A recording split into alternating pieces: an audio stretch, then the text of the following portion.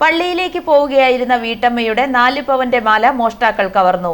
Cheruvandoor എട്ടുപറയിൽ Gracy ജോസഫിന്റെ മാലയാണ് കാറിലെത്തിയ സംഘം പൊട്ടിച്ചെടുത്തത്. ഗ്രേസിയുടെ കൂടെ ഉണ്ടായിരുന്ന ബന്ധു ലിസിയുടെ സ്വർണ്ണാഭരണങ്ങൾ കവർച്ച ചെയ്യാനും മോഷ്ടാക്കൾ ശ്രമിച്ചു. ചൊവ്വാഴ്ച രാവിലെ 6:30ഓടെയാണ് മോഷണം നടന്നത്. ചെറുവാണ്ടൂർ പള്ളിയിലേക്ക് ഗ്രേസിയും ബന്ധു ലിസിയും പോകുമ്പോഴാണ് കാറിലെത്തിയ സംഘം മാല കവർന്നത്. കാർ നിർത്തിയ ശേഷം ഗ്രേസിയോട് സംസാരിച്ച മോഷ്ടാവ് കഴുത്തിൽ കിടന്ന മാല പൊട്ടിച്ചെടുക്കുകയായിരുന്നു. മാല പൊട്ടിക്കുന്നതിനിടയിൽ ഗ്രേസി നിലത്തേക്ക് മറിഞ്ഞു വീണു. ഇതിനിടയിൽ കാറിലുണ്ടായിരുന്ന മറ്റൊരാൾ ലിസിയുടെ അടുത്തെത്തി സ്വർണ്ണാഭരണങ്ങൾ തരാൻ ആവശ്യപ്പെടുകയും ഉപദ്രവിക്കുകയും ചെയ്തു. ഞങ്ങൾ പള്ളിയിലോട്ട് പോകുമായിരുന്നു. അപ്പോഴത്തേനും ലിസി മുമ്പിൽ ഞാൻ പുറകില്ല. അന്നേരത്തേനും ഒരാൾ പുറകിൽ കൂടെ വന്ന് എൻ്റെ അടുത്ത് നിന്ന് എന്നാ ചേച്ചിന്ന് ചോദിച്ചു. അപ്പോഴത്തേനും അന്നേരം ഇതിലെ പൊക്കമെന്ന് ഞാൻ പറഞ്ഞു. അന്നേരത്തേനും പെട്ടെന്ന് കഴുത്ത കയറി പിടിച്ച് സാരിയെ കയറി പിടിച്ച് അവിടെ പുറകോട്ട് മറിച്ചിട്ട് മാല പറിച്ച് അവർ കാറെ കയറി പോയി.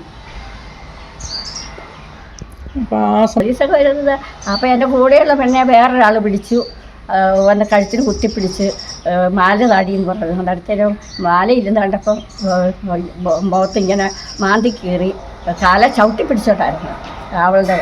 അപ്പോൾ ഞാൻ ഏറ്റു നോക്കുമ്പോൾ അവളെ കണ്ടില്ല. അന്നേരം അവർ പിടിച്ചുകൊണ്ട് പോയതാണ് ഞാൻ ഓർത്തത്.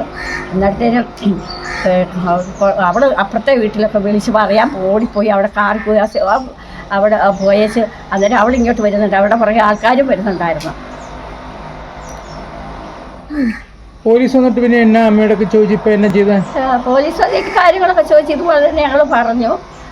എന്നിട്ട് അവർ മൊഴിയെടുത്ത് പിന്നെ ഇവനും വന്ന് ഒത്തിരി ആൾക്കാരും കൂടി കഴിഞ്ഞ് അവർ ഞങ്ങളോട് പൊക്കോളാൻ പറഞ്ഞ് ഞങ്ങളെ ഒരു ഏക്കർ ഇവിടെ കൊണ്ടുവിട്ടു, എൻ്റെയും ലിസിയെയും കൂടെ. ഗ്രേസി നിലവിളിച്ച് അടുത്തുള്ള വീട്ടിലേക്ക് ഓടി ആളുകളെയും കൂട്ടി എത്തിയപ്പോൾ മോഷ്ടാക്കൾ രക്ഷപ്പെട്ടു.